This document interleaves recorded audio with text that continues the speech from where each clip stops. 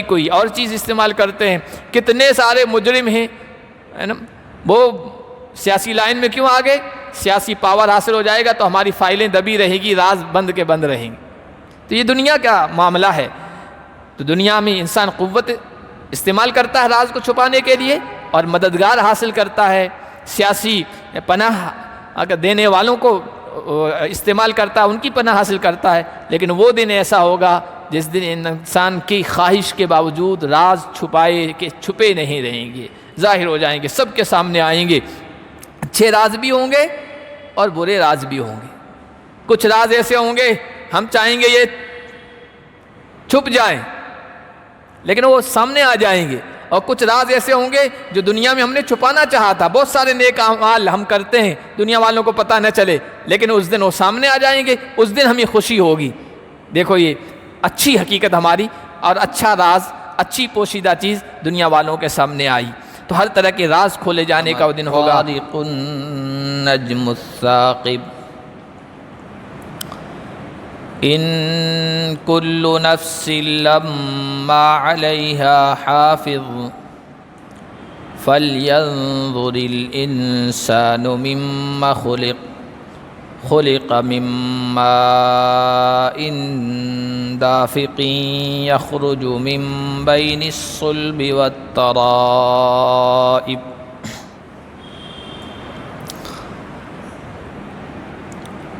آج کے درس کا آغاز ہم اللہ کے فضل و کرم سے سورۃ الطارق سے کر رہے ہیں. سورۃ الطارق مکی سورت ہے، 1 رکوع اور 17 آیتوں پر مشتمل ہے. سورت کا نام اس کی پہلی آیت میں آنے والے کلمہ الطارق سے رکھا گیا ہے. سورت کا موضوع وہی ہے جو مکی صورتوں میں ہوتا ہے، جو بنیادی عقیدے ہوتے ہیں ان کا ذکر کیا جاتا ہے. خاص طور پر یہاں پر مرنے کے بعد کی زندگی، دوبارہ اٹھائے جانے اور حساب و کتاب کے مرحلے سے گزرنے کے بارے میں گفتگو کی گئی ہے. اللہ نے فرمایا والسماء والطارق، قسم ہے آسمان کی اور رات میں آنے والی کی. طارق کے معنی آتے ہیں رات میں دروازہ کھٹکھٹانا، اور اسے کھٹکھٹانے کے معنی میں یہ لفظ بولا جاتا ہے. مہمان عام طور پر رات میں آتا ہے تو مہمان کے لیے بھی یہ لفظ بولا جاتا ہے. یہاں پر طارق سے مراد ستارہ ہے، جیسے کہ آگے اس کی تفسیر کی گئی، اس کی وضاحت کی گئی. ستارہ بھی چونکہ رات میں طلوع ہوتا ہے، ظاہر ہوتا ہے اور نمودار ہوتا ہے، اس وجہ سے اس کو طارق کہا گیا. پھر اللہ نے سوالیہ انداز میں پوچھا وما ادراک ما الطارق، تمہیں کیا پتا کہ یہ طارق کیا ہے؟ قرآن کریم جب آپ پڑھیں گے تو اس میں 2 صیغے آتے ہیں، 2 کلمے آتے ہیں، ایک ادراکا اور ایک یدریکا. دونوں کے معنی جاننے کے ہیں، پہچاننے کے، معلوم کرنے کے ہیں، معلوم ہونے کے ہیں. لیکن یدریکا یا عربی گرامر کے اعتبار سے مضارع کا صیغہ ہے، اور ادراکا ماضی کا. جہاں کہیں بھی ادراکا آیا ہے، تمہیں کیا پتہ یہ کیا چیز ہے، تو اس کے بعد اس چیز کے بارے میں بتا دیا گیا ہے قرآن میں، اس کی تفسیر کر دی گئی ہے. لیکن جہاں یدریکا آیا ہے وہاں آگے اس چیز کے بارے میں بتایا نہیں گیا ہے. جیسے قیامت کے بارے میں آپ جہاں کہیں بھی پڑھیں گے تو وما یدریک لعل الساعۃ قریب، تمہیں کیا پتہ کہ قیامت قریب ہے. کتنی قریب ہے، کب ہے، کس دن ہے، کس تاریخ کو ہے، کس سن اور سال کو ہے، کتنے سالوں کے بعد ہے، کچھ اس بارے میں نہیں بتایا گیا. تو یہ قرآن کا انداز ہے. اس کے علاوہ آپ دیکھیے الحاقہ، ملحاقہ، وما ادراک ملحاقہ، پھر اس کے بارے میں آگے بتا دیا گیا ہے. اسی طرح آگے پڑھیں گے القاریعہ، ملقاریعہ، وما ادراک ملقاریعہ، پھر القاریعہ کے بارے میں آگے بتا دیا گیا ہے. یہاں بھی کہا گیا طارق کیا ہے، النجم الثاقب، روشن ستارہ ہے. ثاقب کے یوں معنی سوراخ کے آتے ہیں، سوراخ کرنے کے آتے ہیں، اور ستارے کو سوراخ کرنے والا اس لیے تعبیر کیے گا ثاقب سے کہ گھپ اندھیرے میں، گہری تاریکی اور اندھیرے میں رات کے وقت آسمان کے اوپر جب ستارہ طلوع ہوتا ہے نا اور وہ جھلملاتا ہے، روشنی پھیلاتا ہے، تو ایسا لگتا ہے جیسے کالی چادر ہے اور اس میں بیچ میں سوراخ کر دیا گیا ہے، اس وجہ سے اس کو ثاقب کہا گیا ہے۔ تو ستاروں کی اپنی ایک دنیا ہے، آسمان کی دنیا ہے، ستاروں کی دنیا ہے، اور نہ جانے کتنے لامحدود بے شمار لاتعداد ستارے ہیں، اور اللہ کی قدرت کی نشانیاں ہیں، عظیم قدرت کی چیزیں ہیں۔ تو اللہ ان عظیم چیزوں کی، اپنی قدرت کی چیزوں کی، جن سے اس کی عظمت کا، قدرت کا، اس کی حکومت کا پتہ چلتا ہے، ان کی قسم کھا کر پھر آگے کی چیز ثابت کرنا چاہتے ہیں، ان کل نفس لما علیہا حافظ، کوئی نفس ایسا نہیں ہے جس پر اللہ کی طرف سے حافظ نہ ہو، حفاظت کرنے والا، نگراں، ریکارڈ کرنے والا۔ حفاظت کرنے والا بھی مراد ہے، اور ریکارڈ کرنے والا، لکھنے والا، ایک ایک چیز کو نوٹ کرنے والا، تحریر کرنے والا، مراد فرشتے ہیں۔ حفاظت کے فرشتے بھی انسانوں کے ساتھ ہیں، سینکڑوں فرشتے انسانوں کے ساتھ۔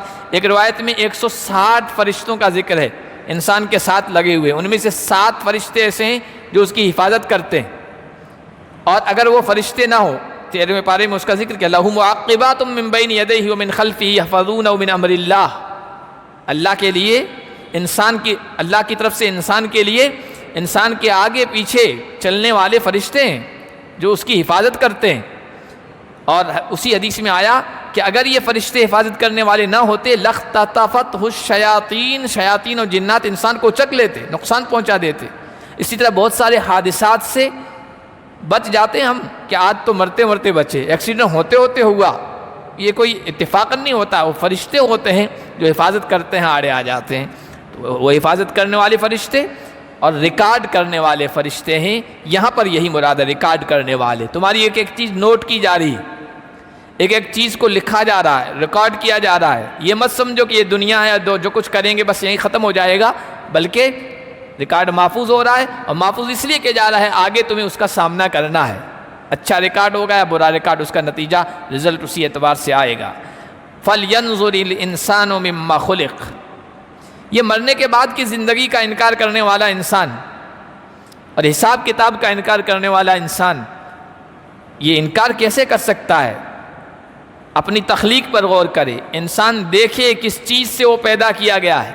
قرآن میں جگہ جگہ اس چیز کو اللہ تعالیٰ نے اس دلیل کے طور پر بیان کیا ہے کہ دیکھو تم اپنی پیدائش کو دیکھو، تم کچھ نہیں تھے، ہم نے گندے قطرے سے تمہیں پیدا کیا، اچھا خاصا انسان بنا دیا، پھر مر جاؤ گے، ختم ہو جاؤ گے، پھر ایسا نہیں کہ بس ختم ہو گئی، دوبارہ ہم پیدا کریں گے۔ اب جو تم ہی کچھ نہیں تھے، اللہ نے تمہیں پیدا کر دیا، وہ دوبارہ بھی تو پیدا کر سکتا ہے۔ تو اللہ نے یہاں کہا انسان غور کرے کس چیز سے وہ پیدا کیا گیا ہے، خلق من ماء دافق، پیدا کیا گیا ہے اچھلتے ہوئے پانی سے، یخرج من بین الصلب والترائب، اچھلتے ہوئے پانی سے مراد منی کا قطرہ ہے، تو وہ ایک جوش کے ساتھ نکلتا ہے، اس سے انسان پیدا کیا گیا ہے، اور وہ اچھلتا ہوا پانی نکلتا ہے پیٹھ اور سینے سے۔ جو پہلے مفسرین قرآن کی تفسیر بیان کرنے والے، انہوں نے بعض جگہ یہ لکھا کہ انسان کا جو منی کا قطرہ ہے یہ اس کی جو ہے پیٹھ سے نکلتا ہے، اور عورت کا اس کے سینے سے۔ لیکن حضرت حسن بصری تابعی یعنی صحابہ کے دیکھنے والے، ان کی تفسیر میں آیا کہ نہیں، چاہے انسان مرد ہو یا عورت ہو، اس کے جو منی کا قطرہ ہے یہ ایک جگہ سے ہی تیار ہوتا ہے، ایک ہی طرح سے تیار ہوتا ہے اور ایک ہی جگہ سے نکلتا ہے۔ اب جیسے ہمارے جسم میں نظام ہے، جو بھی چیزیں ہیں انسان کے جسم کے اندر بن رہی ہے نا، وہ دل، جگر اور دماغ، ان تینوں چیزوں کے مجموعے سے بن رہی ہے۔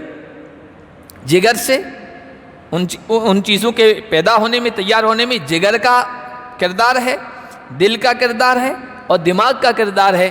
اسی طرح منی کے قطرے کے تیار ہونے میں بھی ان تینوں چیزوں کا کردار ہے۔ اب دیکھیے قرآن کہتا ہے وہ پانی نکلتا ہے پیٹھ اور سینے کے درمیان سے، پیٹھ اور سینے کے درمیان سے۔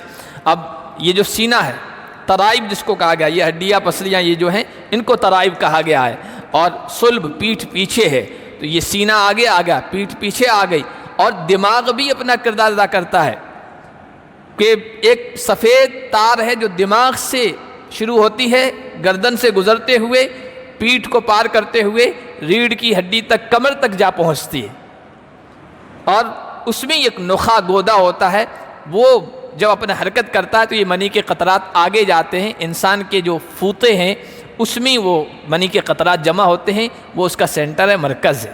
تو یہ قرآن سائنس کی حقیقت کو بیان کر رہا ہے۔ 1400 سال پہلے قرآن نے بیان کیا، آج کی میڈیکل سائنس بھی تقریباً یہی باتیں کرتی ہے، ایک دم سیم چیزیں ہوں ایسا تو کوئی ضرور نہیں ہوتا، لیکن تقریباً ملتی جلتی یہی چیزیں ہیں جو آج سائنس بتا رہی ہے، اور محمد الرسول اللہ صلی اللہ علیہ وسلم کی زبانی، قرآن کریم کی زبانی یہ بہت پہلے بتا دیا گیا۔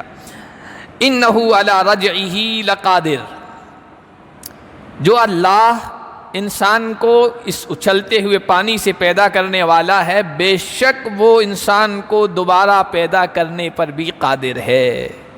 اور آپ دیکھیے ڈاکٹر حضرات نے، سائنس نے جو تحقیق کی ہے، انسان کے جو منی کا قطرہ ہے اس میں نہ جانے سینکڑوں لاکھوں کروڑوں وہ خلیے ہوتے ہیں، وہ سیلز ہوتے ہیں، جراثیم ہوتے ہیں۔ اسی طرح عورت کے جو بیضے ہوتے ہیں، اس کو انڈا کہتے ہیں، بیضہ کہتے ہیں، وہ بھی سینکڑوں لاکھوں کی تعداد میں ہوتی ہے، اور جب مرد اور عورت ملاپ کرتے ہیں تو چند لمحوں میں اللہ کی طرف سے فیصلہ ہوتا ہے کہ ان میں سے کس بیضے اور کس خلیے اور کس سیل کے ذریعے سے انسان کو پیدا کرنا ہے۔ صرف ایک سیل کے ذریعے سے آگے انسان پورا تیار ہوتا ہے، یہ اللہ کی قدرت ہے۔ تو جو اللہ یہ کر سکتا ہے وہ اللہ انسان کو دوبارہ پیدا کرنے پر بھی قادر ہے۔ دنیا کا اصول ہے، دنیا والے کہتے ہیں کوئی چیز پہلی مرتبہ بنانا جس کا کوئی سیمپل نہ ہو، جس کا کوئی نمونہ نہ ہو، وہ مشکل ہوتا ہے، لیکن ایک مرتبہ کوئی چیز وجود میں آ جائے، سیمپل مل جائے، اس کی کاپی کرنا آسان ہوتا ہے۔ تو پھر یہاں یہ ماننے پر انسان کیوں نہیں تیار ہوتا ہے کہ جو انسان نہیں تھا اللہ نے وجود بخش دیا، دوبارہ مار دے گا، ختم کر دے گا، اور انسان ریزہ ریزہ ہو جائے گا، دوبارہ پیدا کرنے پر وہ ذات کیوں قادر نہیں ہے؟ یوم تبلی السرائر، تو جو انسان سوچ رہا ہے ایسا نہیں ہوگا، اللہ اس کو دوبارہ اٹھائے گا، اور وہ دن اٹھائے جانے کا قیامت کا دن ہوگا، جس دن راز ظاہر کیے جائیں گے، راز ظاہر کیے جائیں گے۔ راز کون سے؟ بہت سے کام، بہت سی حرکتیں، بہت سے اعمال، بہت سی چیزیں انسان ایسی ہے جو دوسروں کی نگاہوں سے چھپ چھپ کے کرتا ہے، نگاہیں بچا بچا کے کرتا ہے، اور خلوت میں کرتا ہے، تنہائی میں کرتا ہے، وہ راز ہی ہوتے ہیں جو دوسروں کے سامنے ظاہر نہیں ہوتے ہیں۔ اور بہت ساری چیزیں ایسی ہیں جو انسان دوسروں کے سامنے کرتا ہے، جیسے آج میں درس دے رہا ہوں، میں کس لیے دے رہا ہوں یہ آپ فیصلہ نہیں کر سکتے، میں اللہ کو راضی کرنے کے لیے دے رہا ہوں یا آپ لوگوں کو خوش کرنے کے لیے اور واہ واہ حاصل کرنے کے لیے، اس کا کوئی فیصلہ نہیں کر سکتا ہے، یہ اللہ ہی جانتا ہے۔ لیکن کل قیامت کے دن وہ ساری چیزیں کھل کے سامنے آ جائیں گی، کس نے کون سا کام کس نیت سے کس جذبے سے کیا تھا، یہ بھی ایک راز ہے جو اللہ ہی جانتا ہے، اور کل قیامت کے دن وہ سب کھل کے سامنے آ جائے گا، جس دن راز کھولے جائیں گے۔ فما لہ من قوت ولا ناصر، تو انسان کے لیے اس دن نہ کوئی طاقت ہوگی نہ کوئی مدد کرنے والا ہوگا۔ اس دنیا میں راز کھلتے ہیں نا، اس کو دبائے جانے کی کوشش ہوتی ہے، دوست سے بات کر لیتے ہیں یار میرا راز تو کسی کو بتانا، اور بڑا راز ہوتا ہے، سیاسی لوگ ہوتے ہیں اپنے اپنے جو ہے راز چھپانا چاہتے ہیں، پولیس کو پیسے دے کے راز چھپا دیتے ہیں، اور بعض مرتبہ ایسا ہوتا ہے فائلیں غائب کر دی جاتی ہے۔ راز چھپانے کی بھرپور مختلف طریقے ہیں دنیا میں راز کے چھپانے کے، کسی کا راز ظاہر نہ ہو اس کے لیے لوگ اختیار کرتے ہیں، کبھی پاور استعمال کرتے ہیں، کبھی مال استعمال کرتے ہیں، کبھی دوستی کے تعلقات کا استعمال کرتے ہیں، کبھی کوئی اور چیز استعمال کرتے ہیں۔ کتنے سارے مجرم ہیں نا، وہ سیاسی لائن میں کیوں آ گئے؟ سیاسی پاور حاصل ہو جائے گا تو ہماری فائلیں دبی رہے گی، راز بند کے بند رہیں گے۔ تو یہ دنیا کا معاملہ ہے۔ تو دنیا میں انسان قوت استعمال کرتا ہے راز کو چھپانے کے لیے، اور مددگار حاصل کرتا ہے، سیاسی پناہ اگر دینے والوں کو استعمال کرتا ہے، ان کی پناہ حاصل کرتا ہے۔ لیکن وہ دن ایسا ہوگا جس دن انسان کی خواہش کے باوجود راز چھپے نہیں رہیں گے، ظاہر ہو جائیں گے، سب کے سامنے آئیں گے۔ اچھے راز بھی ہوں گے اور برے راز بھی ہوں گے۔ کچھ راز ایسے ہوں گے ہم چاہیں گے یہ چھپ جائیں لیکن وہ سامنے آ جائیں گے، اور کچھ راز ایسے ہوں گے جو دنیا میں ہم نے چھپانا چاہا تھا، بہت سارے نیک اعمال ہم کرتے ہیں دنیا والوں کو پتہ نہ چلے، لیکن اس دن وہ سامنے آ جائیں گے، اس دن ہمیں خوشی ہوگی۔ دیکھو یہ اچھی حقیقت ہماری، اور اچھا راز، اچھی پوشیدہ چیز دنیا والوں کے سامنے آئی، تو ہر طرح کے راز کھولے جانے کا وہ دن ہوگا۔ اس دن نہ کوئی طاقت ہوگی، نہ کوئی مددگار ہوگا۔ وَالسَّمَاءِ ذَاتِ الرَّجْعِ وَالْأَرْضِ ذَاتِ الصَّدْعِ، پہلے آسمان کی قسم کھائی تھی، ستارے کی قسم، پھر اللہ نے آسمان اور زمین کی قسم کھائی، اور پھر وہی بات ثابت کی ہے۔ تم جو یہ سمجھتے ہو انسانوں مرنے کے بعد کی زندگی نہیں، ایسا نہیں ہے۔ اس کے دلیل کے طور پر یہ ہے آسمان کی بار بار لوٹنے والے آسمان کی قسم اور پھٹنے والی زمین کی قسم۔ یہ بار بار لوٹنے سے مراد یہ ہے جب بھی بارش کا موسم آتا ہے، اور تقریباً ہر سال آتا ہے، بارش برستی ہے، بنجر زمین پہ قطرات گرتے ہیں، پانی گرتا ہے، اور زمین کے اندر زندگی پیدا ہو جاتی ہے، حیات پیدا ہو جاتی ہے، رویدگی پیدا ہو جاتی ہے، اور پھر وہ زمین پھٹتی ہے، اندر سے کونپل نکلتی ہے۔ اور یہ عمل ہم جب سے شعور کی زندگی میں آئے برابر دیکھ رہے ہیں، ہر انسان دیکھ رہا ہے۔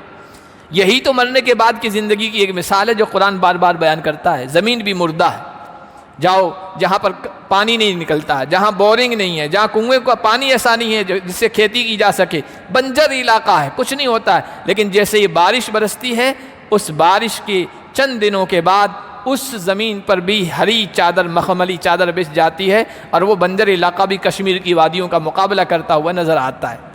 یہ کیا ہے؟ پہلے زمین مردہ تھی، اللہ نے پانی برسایا، اس کو زندہ کر دیا۔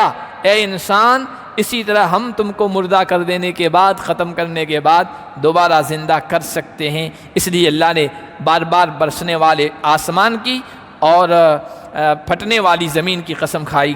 اِنَّهُ لَقَوْلٌ فَصْلٌ، اور ان کی قسم کھا کر پھر آگے قرآن جو اصل یہ بات ثابت کرتا ہے کہ مرنے کے بعد زندگی ہے، بار بار کہتا ہے، ذہنوں میں بٹھاتا ہے، اس قرآن کے بارے میں کہتا ہے اِنَّهُ لَقَوْلٌ فَصْلٌ، بے شک یہ فیصلہ کن بات ہے۔ یہ کوئی کہانی نہیں ہے، یہ کوئی افسانہ نہیں ہے، بلکہ ایک سنجیدہ کلام ہے، سنجیدہ گفتگو ہے، سنجیدہ پیغام ہے قرآن کریم کی شکل میں۔ وما ہوا بالہزل، فیصلہ کن یہ بات ہے، یہ ہزل نہیں ہے۔ ہزل کہتے ہیں غیر سنجیدہ بات، مذاق کو، بے بنیاد بات کو، جس کی زیادہ کوئی حیثیت نہ ہو، حقیقت نہ ہو۔ تو یہ قرآن مذاق نہیں ہے جو یہ باتیں بیان کر رہا ہے اور یہ حقیقتیں کھول رہا ہے۔ ایک حدیث میں اللہ کے نبی صلی اللہ علیہ وسلم نے صحابہ کے سامنے کہا کہ ان قریب آگے بڑے بڑے فتنے آئیں گے۔ تو ایک صحابی نے پوچھ لیا یا رسول اللہ مل مخرج منہا، ان فتنوں سے نکلنے کا راستہ کیا ہے؟ تو حضور علیہ الصلوۃ والسلام نے بڑی تفصیل بتائی، ترمذی شریف کی روایت سے۔ تو اس میں یہ الفاظ ہیں، حضور نے کہا ان فتنوں سے بچنے کا راستہ یا نکلنے کا راستہ یا ان فتنوں سے حفاظت کا راستہ کتاب اللہ، یہ اللہ کا کلام ہے، اللہ کی کتاب ہے۔ فیہ نبأ من قبلکم، اس کتاب میں تم سے پہلی قوموں کی خبریں ہیں، قوم عاد، قوم سمود، قوم شعیب، اصحاب الایکہ، ان سب کے بارے میں ہمیں کس نے بتایا؟ قرآن نے بتایا، پہلے لوگوں کی اس میں خبریں ہیں۔ وخبر ما بعدکم، تمہارے بعد کے حالات ہیں، اب دجال آئے گا، قیامت سے پہلے 10 بڑی بڑی نشانیاں ہوں گی، امام مہدی آئیں گے، حضرت عیسیٰ علیہ السلام کا نزول ہوگا، اور یہ فلاں فلاں فلاں نشانیاں اتنی سارے جو روز بروز سامنے آ رہی ہیں اور حضور کی پیشین گوئیاں صحیح ثابت ہو رہی ہے، یہ سب قرآن نے اور صاحب قرآن نے ہمیں بتایا۔ وحکم ما بینکم، اور تمہارے درمیان جو باتیں پیش آتی ہے، جھگڑے پیش آتے ہیں، ان کا فیصلہ ہے اس میں۔ هو الفصل لیس بالہزل، یہ الفاظ یہاں ہے، هو الفصل لیس بالہزل، یہ فیصلہ کن کلام ہے، فیصلہ کن گفتگو ہے، یہ مذاق نہیں ہے۔ من ترکہ من جبار قسمہ، جو اس قرآن کو کوئی ظالم جابر چھوڑ دے گا، معمولی سمجھتے ہوئے اللہ اس کی گردن توڑ کے رکھ دے گا، اس سرکش کو ذلت کا سامنا کرنا پڑے گا۔ ومن ابتغى الہدی فی غیرہ اضلہ اللہ، جو اس قرآن کو چھوڑ کر کسی اور چیز میں ہدایت تلاش کرے گا اللہ اسے گمراہ کر دے گا۔ وہو حبل اللہ المتین، یہ قرآن اللہ کی مضبوط رسی ہے۔ ونورہ المبین، اور اس کا روشن کھلا ہوا نور ہے۔ هو الذکر الحکیم، یہ حکمتوں سے دانش مندی سے بھری ہوئی نصیحت کی باتیں ہیں، وهو الصراط المستقیم، یہ قرآن سیدھا راستہ ہے، وهو الذی لا تزیغ به الاہواء، یہ وہ قرآن ہے کہ اس کے ذریعے سے انسان خواہشات پر نہیں چل سکتا ہے، جو اس پر چلے گا وہ خواہشات کو دبا دے گا، ولا تلتبس به الالسنہ، زبانیں اس کے بارے میں اس سلسلے میں شک میں نہیں پڑ سکتی ہے، یا یہ ہے کہ زبانی اس کو پڑھنے میں ذرا بھی مشقت محسوس نہیں کرے گی، عربی ہو یا غیر عربی، ہے نا، عجم کا رہنے والا ہو، قرآن آسانی سے پڑھ لیتا ہے۔ تو یہ قرآن کی صفت ہے۔ آگے فرمایا کہ ولا یشبع منہ العلماء، علماء کا پیٹ اس سے کبھی نہیں بھرتا ہے، علماء شکم سیر نہیں ہوتے، اور اتقیاء متقی پرہیزگار اس سے اکتاتے نہیں ہیں۔ آپ دیکھیے یہ تفسیر بیان ہو رہی ہے، دوسری مرتبہ ہم خود ہی یہ تفسیر بیان کریں گے تو اس میں نئی نئی چیزیں آ جائیں گی، اور تفسیر بیان کرتے کرتے تھکتا ہی نہیں انسان کا۔ کسی اور سے آپ سنیں گے کچھ اور باتیں قرآن کریم کی آئیں گی، اور ہر مرتبہ نئی نئی باتیں اور نئی نئی چیزیں قرآن کریم کے اندر سے وہ نکال کے پیش کرے گا۔ اور لا یخلق علی کثرت الرد، بار بار پڑھنے کے باوجود بھی یہ پرانا نہیں محسوس ہوتا ہے۔ کوئی بھی کتاب کتنی بھی دلچسپ کیوں نہ ہو، آپ پڑھ کے دیکھ لیجئے، ایک مرتبہ پڑھنے کے بعد دوبارہ پڑھنے کا جی نہیں چاہے گا، لیکن اس کو بار بار پڑھتے ہیں، بار بار پڑھتے ہیں، لیکن ہر مرتبہ نئی لذت، ایسا جیسے پہلی مرتبہ پڑھ رہے ہو۔ اور ولا تنقضی عجائبہ، اس قرآن کے عجائبات، حیرت انگیز باتیں یہ ختم ہونے والی نہیں ہیں، قیامت آ جائے گی لیکن اس کے عجائبات ختم نہیں ہوں گے۔ وَهُوَ الَّذِي لَمْ تَنْتَهِ الْجِنُّ لَمَّا سَمِعَتْ أَنْ قَالُوا، یہی وہ قرآن پرتاثیر ہے کہ جب جنات نے اس کو پہلی مرتبہ سنا تو یہ کہنے پر مجبور ہوئے کہ اِنَّا سَمِعْنَا قُرْآنًا عَجَبًا، ہم نے آج تو عجیب قرآن سنا ہے، نبی پاک صلی اللہ علیہ وسلم کی زبان سے سنا تھا۔ اور آگے فرمایا من علم علمہ سبق، جو اس کا علم حاصل کر لے گا سب پر فائق ہو جائے گا، سب سے آگے نکل جائے گا۔ ومن قال بہ صدق، اور جو اس کے بارے میں گفتگو کرے گا وہ سچ ہی کہے گا۔ ومن حکم بہ عدل، جو اس کے ذریعے سے فیصلہ کرے گا وہ انصاف کے فیصلے کرے گا۔ ومن عمل بہ اجر، جو اس پر عمل کرے گا اللہ کی طرف سے اسے اجر و ثواب دیا جائے گا۔ ومن دعا الیہ، جو اس کی طرف دعوت دے گا، اس کی طرف بلائے گا، وہ لوگوں کو صراط مستقیم سیدھا راستہ بتائے گا۔ تو یہ ہے فیصلہ کن کلام، یہ سنجیدہ بات ہے، باوقار کلام ہے، کوئی مذاق نہیں ہے۔ انہم یکیدون کیدا، اللہ فرما رہے ہیں اس سنجیدہ پیغام، اس اہم پیغام، اللہ کے اس آخری پیغام کو ختم کرنے کے لیے، مٹانے کے لیے، اس کے پروگرام کو ناکام کرنے کے لیے مخالفین چالیں چل رہے ہیں، تدبیریں کر رہے ہیں، منصوبے بنا رہے ہیں، پلاننگ کر رہے ہیں۔ وَأَكِيدُ كَيْدًا، میں بھی اپنی پلاننگ کر رہا ہوں، میں بھی تدبیر کر رہا ہوں، اور تاریخ گواہ ہے دشمنوں کی پلاننگیں خاک میں مل جاتی ہے، اللہ کی تدبیر ہمیشہ غالب رہتی ہے۔ اللہ نے فرمایا فَمَهِّلِ الْكَافِرِينَ، اے نبی انکار کرنے والوں کو، کافروں کو آپ ان کو مہلت دے دیجئے، میں بھی ان کو آہستہ آہستہ مہلت دے رہا ہوں، استدراج کہتے ہیں، میں ان کو ڈھیل دے رہا ہوں، اور جب پکڑنے پہ آؤں گا تو ایسی پکڑ ہوگی پھر چھوٹ نہیں پائیں گے۔ یہ بھی تاریخ گواہ ہے، قرآن کا انکار کرنے والے، قرآن کے پروگرام کو ناکام بنانے والے پہلے بھی ناکام ہوئے ہیں، اللہ نے مہلت تو دی ہے، مہلت دی ہے، جس سے وہ غفلت میں مبتلا ہو گئے، دھوکے میں مبتلا ہو گئے، اب ہمارا کوئی بال بیکا کرنے والا نہیں ہے، لیکن جب اللہ نے پکڑا ہے تو تگنی کا ناچ نچوا دیا ہے، اور پوری دنیا کے لیے عبرت کا نشان بنا دیا ہے۔ آج بھی اللہ مہلت دے رہا ہے، اور اس مہلت کو یہ سمجھتے ہیں کہ ہمارا کوئی کچھ کرنے والا نہیں۔ اس وقت بھی آپ دیکھیے دنیا میں حالات ہیں، اللہ کی طرف سے آزمائشیں زیادہ تر مسلمانوں پر ہیں، مسلم ممالک میں ہیں، آج بھی کافر، انکار کرنے والے، قرآن اور اسلام کا انکار کرنے والے آج بھی طنز کے طور پر چپتے ہوئے جملے کہتے ہیں، کہاں جہاں کہیں بھی تم ہو وہاں پریشان ہو، سیریا دیکھو، عراق دیکھو، فلاں دیکھو، مارے جا رہے ہو، پیٹے جا رہے ہو، اور ہمارے جو ہم غالب ہیں۔ تو یہ زیادہ دن تک غلبہ نہیں رہے گا، یہ اللہ کی طرف سے مہلت ہوتی ہے، ڈھیل ہوتی ہے، اللہ کا اصول ہے، اللہ کا اصول ہے، اور ہمیشہ اللہ کا اصول کبھی بدلتا نہیں ہے کہ کافروں کو ڈھیل دیتا ہے یہاں تک کہ وہ دھوکے میں مبتلا ہو جاتے ہیں، اور پھر اللہ پکڑتا ہے، اور پکڑتا ہے ایسا ہے۔ دیکھیے فرعون کی تاریخ، نمرود کی تاریخ، ابو جہل کی تاریخ، اور سارے ظالموں کی تاریخ۔ اللہ فرما رہے تم بھی مہلت دو، میں بھی ان کو مہلت دے رہا ہوں، اور جب میں مہلت ختم ہو جائے گی پکڑوں گا تو ان کیدی متین، میری پکڑ بہت مضبوط ہوتی ہے، پھر ان کو کوئی بچانے والا نہیں۔ الحمدللہ سورت مکمل ہو گئی ہے، اگلی سورت پوری نہیں ہو پائے گی، اس لیے انشاءاللہ اگلے درس میں پڑھیں گے۔ اللہ پاک ہم سب کو قرآن کے پیغام کو سمجھنے کی اور اس کو عام کرنے کی توفیق عطا فرمائے۔